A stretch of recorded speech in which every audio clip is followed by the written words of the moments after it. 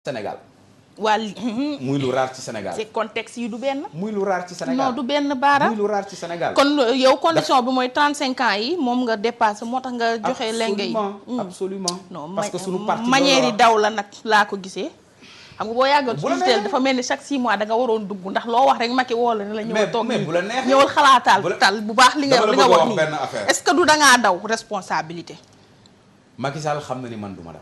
ah mais lu tax xaaroo congrès août bi lu tax xaaroo ba congrès ñëw nga doog a jóg ci bopp UJTL xam nga Toussaint mu ngi nii patate chaude bi nga ko jox. gis na ci ay résultats. kaay ma wax la benn xam nga booy donnu mbir da ngay donn actif yi ak passif yi.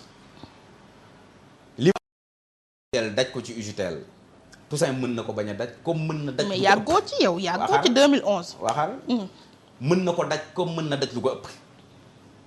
noonu la système di doxee. gis nga bi ma demee démissionné Abdoulaye Wade dani ma def nga lu raar félicité ma encouragé ma ci liggéey bi nga xamante ni def nañ ko UJTL ba pare dalal ma ci mag ñi jàpp ni xam naa mag ñi bu baax a baax amaguma benn responsabilité bu ma war a mën a tax may porter yenn communication yi wala yenn combat yi ci adulte yi nga xamante ni tey ci laa bokk donc loolu bokk na ci li tax aussi ma noppi su ma waxatee dootu jël en charge li nga xamante ni moom du engagé parti dootu engagé parti bi su ma day wax waaw mais lu tax xaaroo congrès fii jeunes yi xam nga ñëpp xam nañ ne chefu jeune parti yeneen yëpp passé nañ seen âge mais congrès lañ fay xaar yow tax xaaroo fi congrès ñooñu laa doon yar di leen jàngal lan mooy démocratie aussi ñooñu laa doon yar di leen jàngal lan mooy démocratie gis nga mais dawaale aussi non du question dawaale li ma def ngi nii tëj nañ ko daa mel ni bopp UJTL bi moom am na lu ci ne. dara nekku ci. parce que Macky Sall moo ragal ku engagé. te fii amul kuy diriger UJTL te doo engagé. parce que ñun ki yar Macky Sall moo ñu yar ki jàngal Macky Sall moo ñu jàngal Macky Sall li ko Ablaye Wade jàngal su ko mokkul woon tey def tour du Sénégal wax ak nit ñi ba tey falu. donc moom xam na bu baax a baax lan mooy responsabilité yi nekk ci kaw parti démocratique sénégalais. sa diggante ak Toussaint am ngeen jàmm. c'est mon ami c'est mon frère. man la ñu fal mais yow yaa ko yaa boo sañoon du toog ci bopp UJTL de du sa booy de. loolu rëy na de yaa wax loolu Toussaint man maa ko proposé Abdoulaye Wade. Toussaint man la ñu fal congrès boo xamante ni musul am ci parti démocratique sénégalais congrès bi gën a démocratique nga xamante ni dañu wër tour du Sénégal sama coow ak Koumba Gaye kay sama jigéen ma koy nuyu. danañ ci ñëw ku ne dégg na ko. Baara Gaye Koumba Gaye ku ne dégg na ko. ma def tour du Sénégal combat ba gagné. bi ñu ma falee ba la ñu fal ci congrès boobu li ci des yëpp maa tabb sama bureau maa tabb présidente commission féminine maa tabb samay adjoint maa tabb ñi nga xamante ni ñooy membre bureau tout ça maa ko jël def ko suma numéro 2 parce que boobu xamoon naa ni avant may egg prochain congrès dina des 6 mois ma âge donc tout ça yàgg naa ko préparé c'est mon ami c'est mon frère. c'est ton frère mais dañ la imposer ci biir jeune UJTL yi. naka lañ ma imposer. Karim Wade boobu l'homme fort la woon. loolu te du ma nga ci nekkoon attaché di nga ci débat nag. loolu du ma ci débat. baara di nga ci débat loolu du débat. débat la. loolu du débat. débat la ndax démba tax ñu naan tey te yow bopp UJTL dañ laa forcer jeunes yi indi ay malet jënd délégué yi ñi dëgëroon nag du Koumba Gaye mu ngi noonu ba mu la dékkoo lañ ko dàq. déedéet. dañ koo dàq di bi ñu paree congrès bi lañ ko dàq. déedéet Koumba dàq nañ ko avant congrès.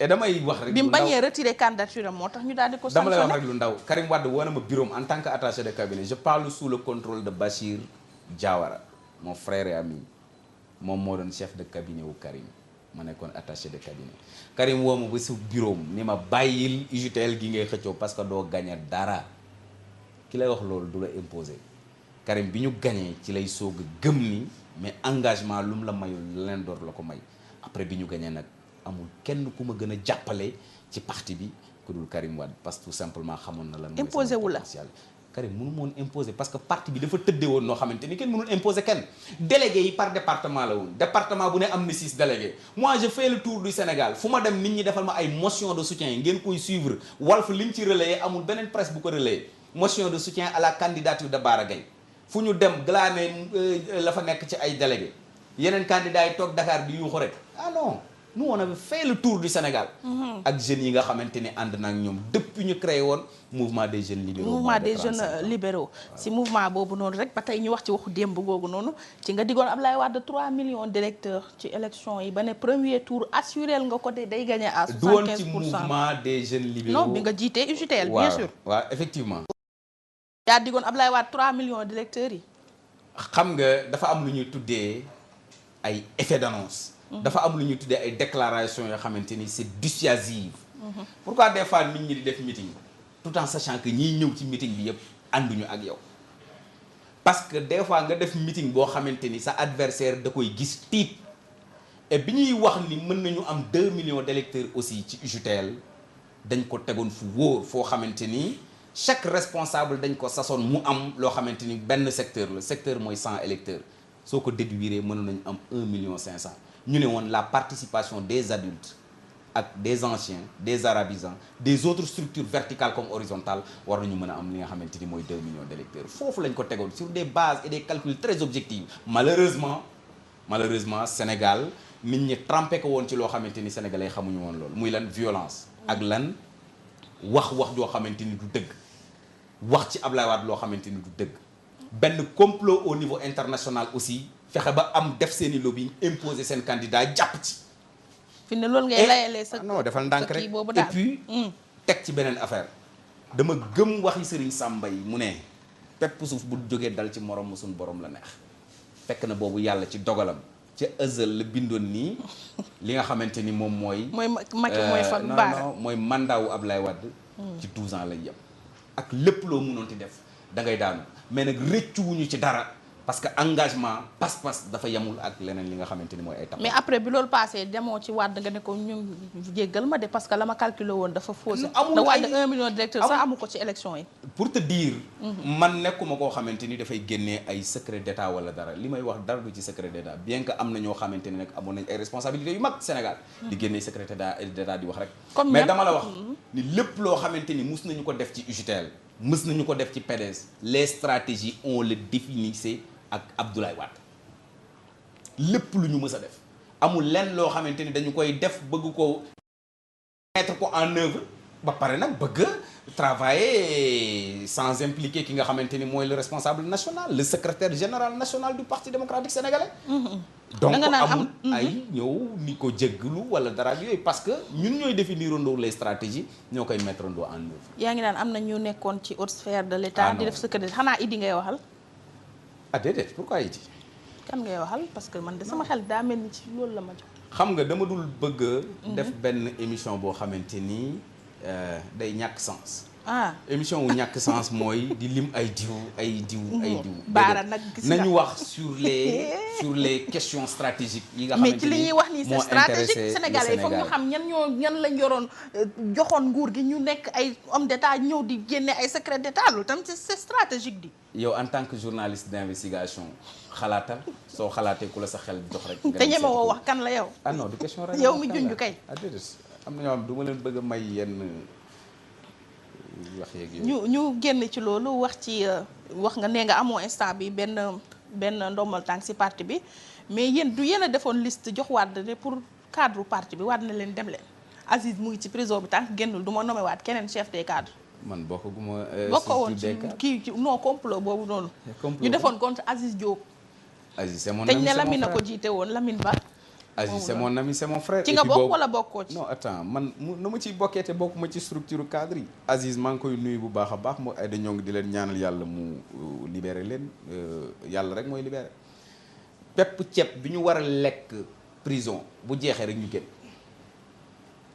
bi ma duggee kaso Doudou Wade daf ma wax lu am solo mu ne ma dafa ñëw seet si ma Cap Manuel mu ne ma bis boo fanaan prison di gën a jege bis bi nga war a génn. soo fanaanee tey bu subaa nga gën a jege bis bi nga war a génn pepp ceeb bi nga fa war a lekk bu jeexee rek nga génn yàlla na yàlla gaaw a jeexal li nga xamante ni moom mooy natt boobu. et loolu moom la yenn cadre yi defoon proposition bi Abdoulaye Wade. ce n'était pas destiné contre Aziz Diop. Aziz mënul yore structure des cadres def ci lim ci def ba pare nekk kaso ñu koy remplacer c'est pas possible Ablaye Wade n'avait jamais accepté ça. moo tax mu ne leen dem leen déedéet du ma ko def. mais ñoom dañu proposé woon benn comité de relance boo xamante ni ñoom ñooy gérer les activités redynamiser les activités des cadres en attendant que Aziz génn jëlaat li mu moom kenn du ko woon contesté amul kenn ku nekk ci structure cadre yi te yéene woo jàmm Aziz Diop. d'autant que nag muy koo xamante ni tey def na li mu def ba nekk kaso te li tax mu nekk kaso lenn kese la parce que moom moo dirigé woon structure cadre yi. noo apprécié doxalinu club des amis de Macky te ay Modibo nekk ci ak Safiatou Ndiaye seen xarit yooyu ay Innocence te bokkoon ak yéen nguur te léegi ñu nekk club des amis de Macky Sall. tontu naa leen te posé wu ma woon question boobu bi may door wax naa li ne hypocrisie ak genre doxalin yu mel noonu rek moo ma soof ci Sénégal mais loolu mettiwu ma ci li ma ci metti rek mooy su fekkonte ni yamale dafa am ñu nekk ci république comme ñoom ni ñu tuddee seen parti Alliance pour la République su fekkonte ni xam nañ comprendre nañ bëgg nañ lan mooy république du Sénégal dañuy yamale même su fekkente ni da nga nekkoon ci ñun ba pare jóge ñu daw ci ñoom mais li ma ci gën a déranger mooy Awa Ndiaye tey setal nañ ko Modibo Diop setal nañ ko Bayla Wane setal nañ ko ñeneen ak ñeneen ñoo xamante ni defoon nañ ay scandale ñu setal leen jàpp doomu Abdoulaye Wade dugal ci kaso bi parce que tout simplement ragal nga mu nekk sa challenger Macky Sall su fekkente ni ragalul Karim Wade mais na génnee Karim Wade jàkkaarloog moom bu ragalul Karim Wade na ko génnee mais koo xamante ni tey nekkoon nga ak Abdoulaye Wade tey ñëw rallier ci Macky Sall sa dossier ñu naj ko Macky Sall ñëw di ñu wax séparation des pouvoirs alors que moom ci boppam moo jël créé loi contre l'enrichissement illicite def ko politique publique ba pare di wax ñu jàpp ki nga xamante ni mooy le substitut du procureur Antoine Félix Diome chaque fois bu ko bëggee bu bëggee reere palais dem reere palais di rendre compte directement et personnellement à Macky Sall tey ñu ñuy wax ni justice dafa nekkee ni pouvoir exécutif nekkee ni mënuñu gëm loolu. Macky mooy buur di bumi mooy jàppalu parce que moom ci boppam moo ko wax moom Macky Sall nee na am na ñoo xamante ni bu jëlul woon tànkam teg ci seen dossier dem nañu kaso bu yàgg ba pare dem ci Serigne Sidi Mokhtar yàlla na fi yàgg te wér promettre ko ci màggal gi ni ko fii ak 1 mois Karim Wade dina génn ci kaso. Macky moo promettre non yow tamit. Baara loolu suivre ma ko fenn. dama bëgg nga jàpp li ñu def émission maag yow bëriwul. dama bëgg nga jàpp benn mbir. jomb naa di wax lu dul dëgg ci télé man Bara Gaye lu ma la wax dëgg la Macky moo promettre sëñ Sidi Mokhtar ci màggal gi ni ko fii ak 1 mois dina bàyyi Karim Wade koo xamante ni dem na naan dinaa bàyyi ak du ma bàyyi ba pare tey bëgg taxaw comprendre loo ñu ni sa yoon nekku ci yaa angi su roche su demee ci sommet chef d'état yi ñi nga xamante ni ñooy les présidents d'Afrique toog ak ñoom di waxtaan ak moom naan ko bàyyil kii parce que deful dara nangam mu naan leen dinaa ko bàyyi tey ëllëg ginnaaw suba kuy jël ay engagement ci dinaa ko bàyyi ak du ma ko bàyyi sa loxo mu ngi ci biir donc bu mu gëm ñun duñu ay xale yoo xam dañ leen di nax daal ñun ñaanuñu Macky Sall mu bàyyi Karim Wade ci yërmande déedéet parce que amuñu assez de matière pour condamner ko mais li ñu bëgg mooy condamner ko yàq li nga xamante ni mooy casier judiciaire am pour que Karim Wade bañ a présenté wu mais bu dee na procès bi ces avocats gedd nañu procès bi bu ñu ko tëjee bu ñu ko tëjul Karim Wade dina génn par force te dina nekk candidat. nu muy génne da ngeen di forcer tribunal bi comme Wade di mu forcer barrières yi xanaa da ngeen di dem rek dugg noonu ak oto forcer buntu yi génnee ko. lu ci nekk rek am na temps. lu ci nekk am na étape. mais li nga wax ne Macky promettre na ko xalif bi xanaa loolu off the record la caméra yi micro maa ko wax man Bara Gaye maa ko wax loolu leen seen investigation. tey jii yaa ngi ci bopp mairie bu Yeumbeul Sud tey jii complot tegu la ci paa bi nga tafumaay nam ñu ne paa bi nga campagne la. kan la campagne la. pas Mass Gueye. ah Mass Gueye. Mass Gueye. waaw Mass nga campagne loo ko ba campagne jeex nga ne foqet mairie bi. ah non mais non dama lay indiwaat ci li ma la tontu woon tout à l'heure bul ma reetaan loo yàlla dogaloon na avant ñuy judd ni Bara Gaye moo war a nekk 4e maire Yeumbeul Sud Mass Gueye suma nijaay suma papa suma xarit nekk sunu responsable aussi à la base man maa moon ay responsabilité ci kaw yàlla dogal aussi ma dëkk fi juddoo fi yaroo fi ñu ñëw mu nekk président wu section wu Yeumbeul Sud PDS yàlla dogal aussi ñu ànd battre campagne bi ñuy battre campagne maa ngi nii kuy nëbbatu du ko wax man ak sumay xarit ñu defar suñuy t-shirt def ci Yeumbeul a déjà choisi Bara Gaye comme maire. xamoon nañu Bara Gaye am nay ambition defar suñuy affiche taf ci dëkk bi ànd ak suñuy mag Papa Ndiaye Mor Aram Kebe ànd ak Marème Silla ànd ak Mass Gueye ànd ak Mandiaye Mbaye dugg ci dëkk bi campagne suñu demee nag ba gagné c'est tout à fait normal képp koo xamante ni nekkoon nga ci liste bi nga am ay ambition man merewuma kenn merewuma Mass Gueye du moo nekkoon tête de liste. waaw non dafa nekk tête de liste majoritaire ma nekk tête de liste proportionnelle ki nga xamante ni moo nekkoon dernier sur la liste proportionnelle 8e bi falu wala 30e sur la liste majoritaire 35e kooku su ko neexoon mu poser candidature am parce que nag élection locale dafa am nu muy demee c'est au suffrage universel indirect population bi mooy fal liste bi mu d'accord ba pare conseil yi dajaloo fal liste bi nga xam ne loolu la. mais jëndoo conseil yi biñ ko falee ba pare biñ leen falee seen liste oui ba ñu ngi may pare jiiñ enrichissement illicite mais yàlla dogal na jënduma conseil jënduma conseil yàlla moo dogal rek ñu falu et puis voilà ñu ngi liggéey ànd ak ñëpp fii amul opposition amul kii fii boo fi duggee bureau bi kenn du fi wax waxi politique. et d'ailleurs gis nga la photo de Macky Sall ci kaw parce que. looloo ma jaaxal parce que mairie opposition bi du ñuy jël photo Macky di ko ne. waaw raay ñu ci seen bëri bureau génnee nañ ko seen mbaa sa bureau militant yi duñ la mere. oui mais ils ont compris parce que man awma problème boobu Macky Sall ngi mais terewuma liggéey ñu ngi liggéey li nga xamante ni moom la ñu war a liggéey terewuma liggéey moo tax bàyyi ko su ma terewoon liggéey nag ma génne ko moom waaw mais terewuma liggéey. terewul a liggéey terewuma acte liggéey. 3 bi ñu def yow mi nekk maire application bi nga tombé ci noo ko jugé. mu metti trop parce que jàpp naa ni loi bu baax la certes parce que dafay renforcer li nga xamante ni mooy autonomie wu collectivité locale mais jàpp naa ni dañu ko précipité bu baax a baax. dégg nga fi temps yi problème mu salaire ñëpp ay problème mu salaire ay problème mu investissement metti parce que loolu yëpp précipitation bi ñu doxal ci loi bi moom moo ko indi.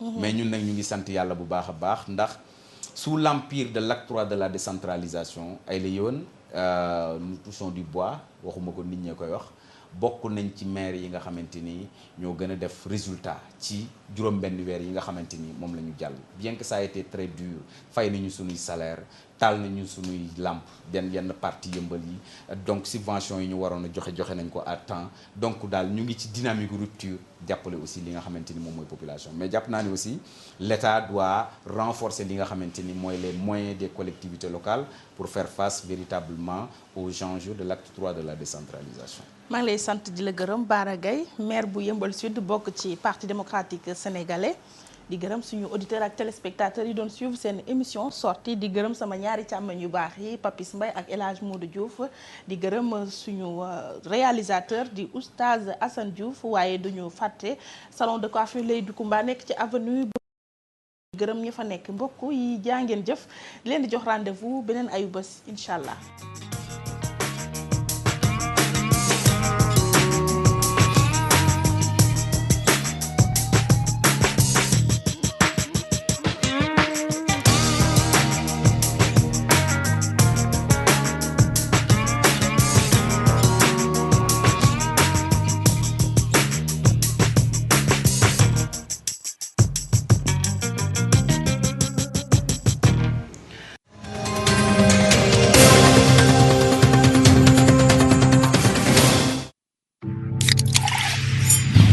Bienvenue à votre émission Opinion. Opinion a le plaisir de recevoir ce dimanche Dr Abdourahmane Diouf, porte-parole de Rewmi. Maintenant, il ne faut pas commettre l'erreur de penser que c'est un dialogue politique entre le PDS et le président de la République. Ce n'est pas un dialogue politique, ça.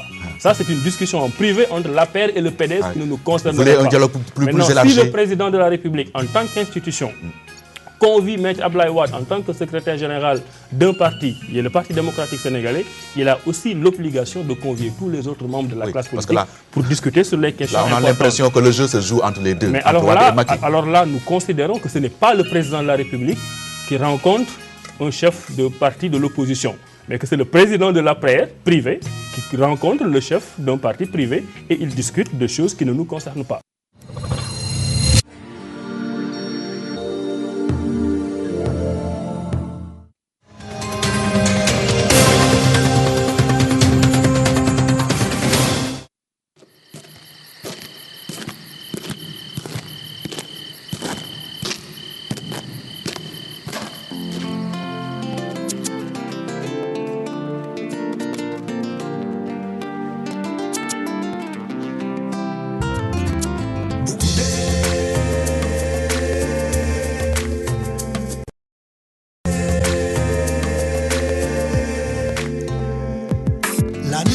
esprit s'envole dans mes rêves.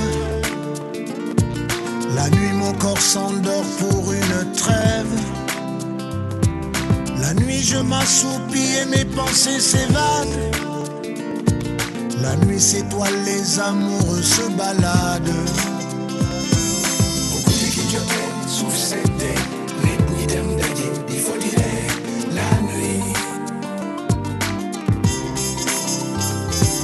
Et même si des fois la nuit porte conseil, la nuit me plonge dans le sommeil.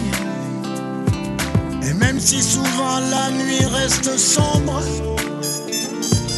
elle prend nos peines et capture nos ombres.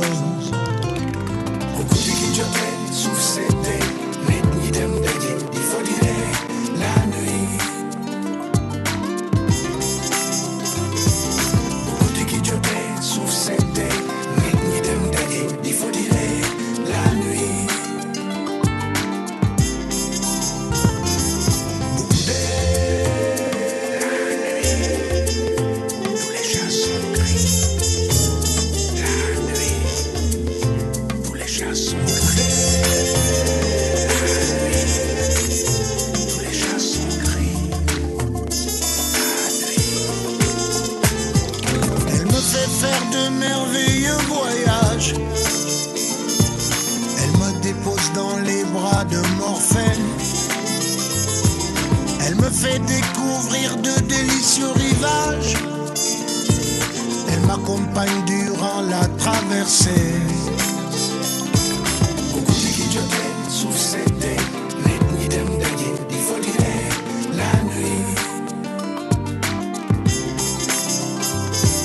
La nuit je redeviens enfant, avec ses fées et ses princes charmants. La nuit qui adoucit en prenant tout son temps va laisser place au soleil.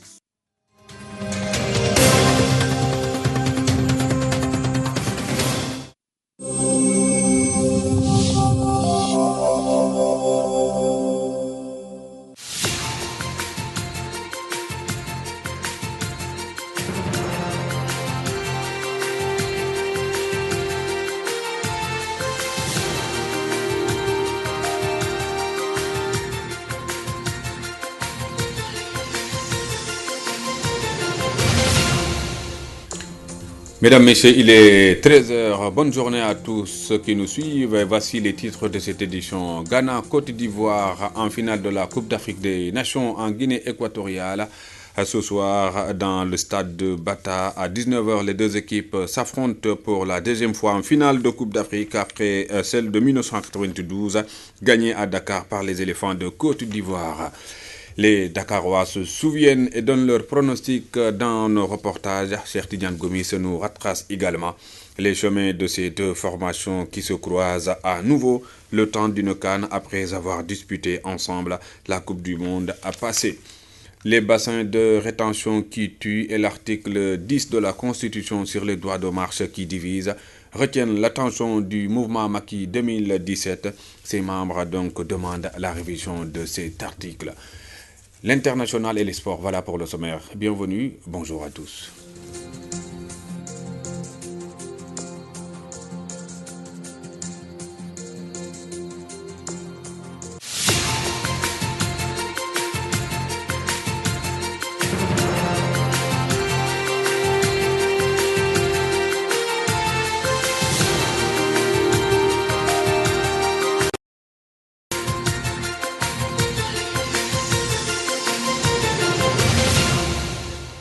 Tout d'abord, le moteur de la grogne qui s'allume à nouveau chez les acteurs du transport affiliés à la CNTS FC, le syndicat des travailleurs des transports routiers affiliés à la CNTS, donc FC dirigé par Gora Khouma, appelle au boycott du pesage à l'essieu et d'empotage des conteneurs du 26 au 29 février prochain.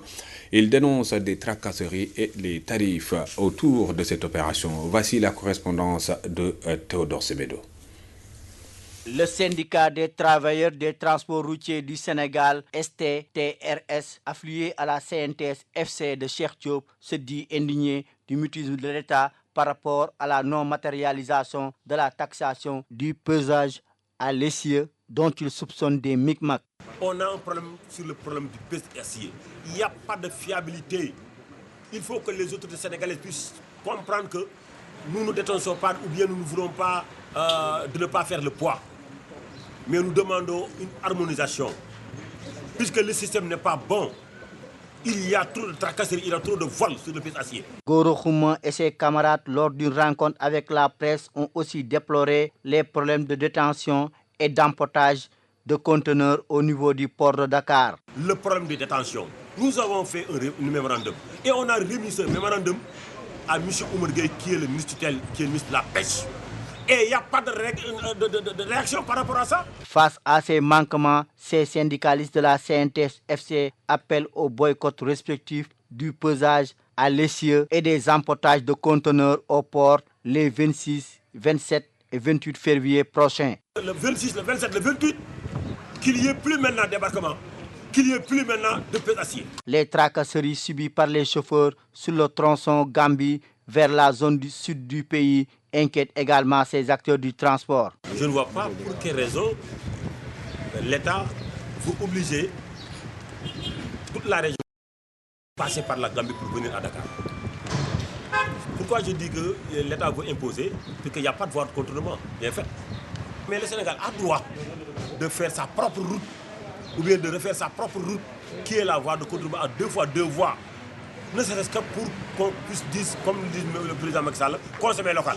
Pour rappel, l'État du Sénégal avait signé un protocole d'accord avec le STTRS de Goro Khouma le 23 novembre 2014 suite à leur menace de grève, des accords qui semblent être passés aux oubliettes. Le collectif des personnes affectées par l'autoroute à péage Ila Touba hausse le ton. Il dénonce une opacité qui entoure le modèle d'indemnisation et réclame également des tarifs calqués sur le modèle de la CEDEAO, de la Banque mondiale par rapport à la construction de l'autoroute Dakar-Diamniadio.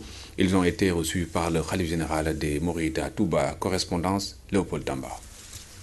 Le collectif des personnes affectées par le projet de l'autoroute à péage Thiès-Touba hausse le ton. Jusqu'à l'heure où nous vous parlons, nous n'avons rien de sûr sur les formes et les modes d'indemnisation.